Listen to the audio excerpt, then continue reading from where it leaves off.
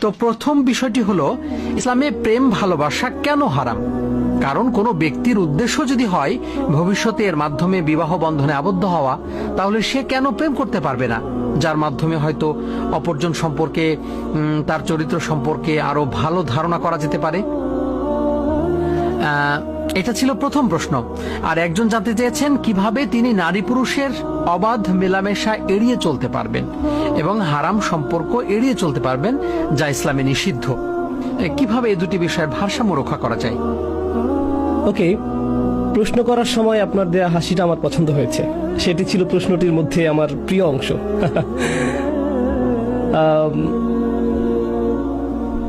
এই বিষয়ে আমার মতামত হলো, প্রেম হলো একটি কনফিউজিং পরিভাষা। আর এটা দিয়ে বোঝায় পুরুষ এবং